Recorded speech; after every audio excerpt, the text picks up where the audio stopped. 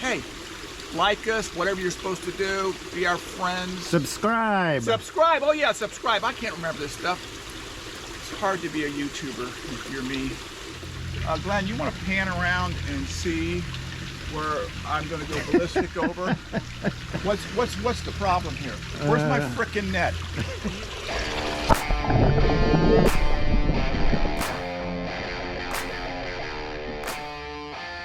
Hey everybody, welcome back to Florida Exotics Fish Farm. Today we're going to head out and check the Cyprichromis leptosoma Utintas.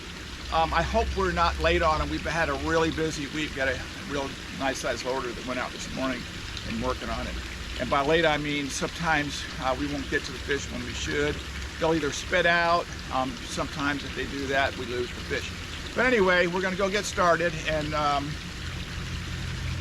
Glenn, you want to pan around and see where I'm going to go ballistic over?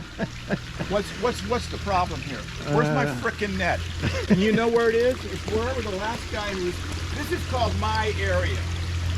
And being the old guy that I am, I don't want my nets where they are. And the thing is... Normally your net's right here on these hooks. Yeah, I'm thinking it's a conspiracy sometimes because the guys like it when I... So maybe you should blank out for a minute while I take care of this. Yeah, we'll come back. We'll be right back. All right, we're back. We're back. Well, whoever used my net last, I vocalized my not really being happy, and Tony came over and said, "Oh, I know where it is. It's where I left it." So anyway, we're off. I think they do this to just hear me scream. But anyway, here we go. And this is my long pant fashion model and my Rolling Stones t-shirt. So these are them. And we will see what we got. I've got 3 tanks of these. I've managed to get wild ones in. I might go off on a little story. I said one of the things that is doing this videos is I've started thinking about stuff that I've been privileged to know, see, learn in my lifetime, and I forget them because it's been going on for 51 plus years. But again, these sips in the lake are a big feed for all the predators in Lake Tanganyika. I mean, they like I said before, they kind of exist in a huge, giant ball, and they just, the big predators just hit that ball of and really it's bait and eat them. And one of the predators is called Boulengerochromis macrothalmus. Gets to be... What was that? Repeat it. Boulengerochromis macrothalmus. Glenn, you know what? I just had a thought. When I was talking about that predator, I think I said Boulengerochromis macrothalmus, which is the Emperor... Yeah, you did. Cichlid. Yeah. Well, what I did was put 2 different predators' names together. It's actually Boulengerochromis microlepis, which is the Tanganyikan predator, and I put it together with Cyprichromis macrothalmus, which is a Malawi predator called the Malawi barracuda. So I put the 2 together. So I'm correcting that, so when somebody sees that, perhaps they won't say, "What is the matter with this guy?" But I was just off on a brain whatever, you know how it is, so whatever. So let's Sweet, thanks. I think the thing in the lake gets to be 3 feet. Very tasty fish. Kind of like a bass or something. And by the way, this sip is kind of like a typical sip. It's not really fired up this morning, but it's a blue one with a yellow tail. But anyway, these guys are basically food. And many years, by the way, this is an older sip female. See how they get the curve back? They just naturally do that as they get old. Just like we do, human beings. But I think I'd miss these guys, but we'll check them anyway. But in the lake, these Boulengerochromis attack these fish. and eat them. But the Boulengerochromis, according to anyone who knows, supposedly breeds one time. And they have such a parental taking care of their fry, and there's so many other predators in the lake that they absolutely guard them until they don't eat. They just fight off, day and night fight off other predators.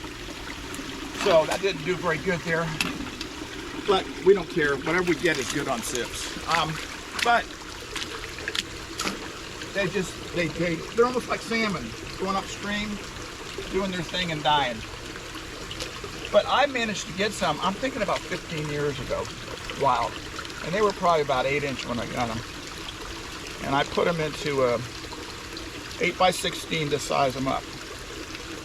And we fed them shrimp, and sounds like Forrest Gump, and anything. And they are, of course, the regular extreme food. And they did very well. And I grew them up. But I became aware real quickly that they were not going to breed in that tank. I think I had 10 of them. And they didn't get along that well. So when I finished get them up to about, I think they're about 2.5 feet. There's a male that shows the typical blue with the yellow tail. Many species look like this. And it's called Utinta because it came from that area. So I got them up to size, and then I had a friend, fish farmer in Central Florida, Paul, who had a big tank available. I mean big, thousands and thousands of gallons. So I sent them to him. So he kept them, and he put a big piece of driftwood in there, and about 3 months later, he called me up and said, "You got to come up here and take a look at this." So I went up there. I was going up there to get some fish from him. I usually didn't go. I sent Tony. But they had bred. And they had a mass of babies. I tell you, it was this big. And I don't know if there was 1,000 in there or what. It was incredible. And these two parents, or they wiped out the other fish, were so aggressively taking care of them that if a dragonfly flew over the top of this pool, they'd come out of the water. If a bird landed on the edge, one of them would sit there, stand there, swim there, whatever, and look at that bird. So anyway, because there was no predators in the water, Paul was feeding them crawdads, crayfish. So he would keep feeding them. So we took those babies away and thought, well, now these guys are going to die. Well, they were in great condition because they didn't have to fight off day and night other fish. So sure enough, about a month and a half later, the female was full of eggs again and had another batch. And this was like, whoa, this is pretty cool. So what it kind of made me think about, things happen in nature that don't necessarily happen in a confined environment where the fish does not have to do it. And we got another batch of them. There certainly weren't 1,000 by the time it was over, but there was a lot of them.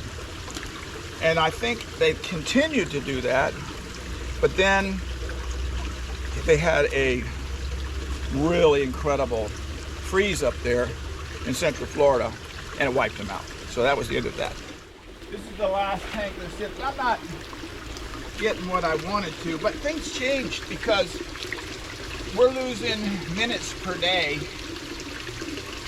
and it affects these fish. For a while, they kind of stop breeding on a regular basis, and then they'll pick back up. And we've often thought about putting lights out here and maybe try to keep the prime time breeding going. But, sometimes you got to give these fish a break and let them naturally go through their cycle. I don't know what they do in the lake.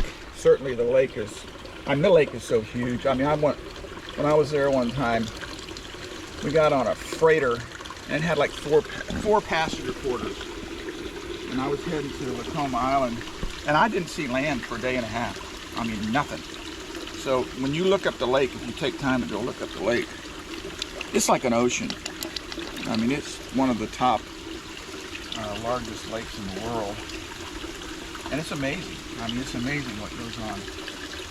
But anyway, it was a good trip. Get to Lacoma Island, got out, had a little house to stay in. Went down and swam and snorkeled on the beach, and man, the fish that were running around there, it was like, holy mackerel, look at these things. During that time, we found Lacoma longatas, several other things.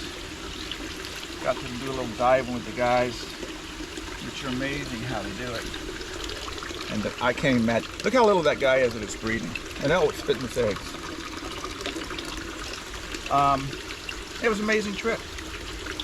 Just amazing.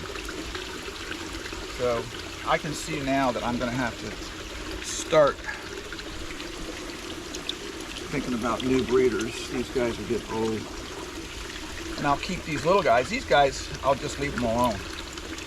And believe it or not, I've got some over there that are in the for sale area that are that big, that are already breeding. So these guys start quite soon breeding. But all in all, I'm not disappointed, and I do think I did miss them. And sometimes these medium ones that I'm letting grow up for next year's breeders, they can. There's a young breeder male, and he may not want to show off with the other big males because they'll not like it. They won't smack him around like some of these other fish do, but they certainly might go after them. You know, it's kind of cool because you're going to go out to some of our big ponds with 400 or 500 peacocks in it, and there'll be 20 fish in blazing color, 20 other fish, 50 other fish. As soon as you take those 20 out of there, you come back in 2 days, and there's 20 more blazing color. And that's kind of our philosophy.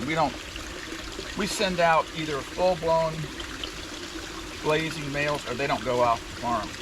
You guys know that. I'm gonna take these little guys out because they won't fare well in here, and then we'll take these in, put them in the warehouse. I have another batch that I did 2 or 3 weeks ago.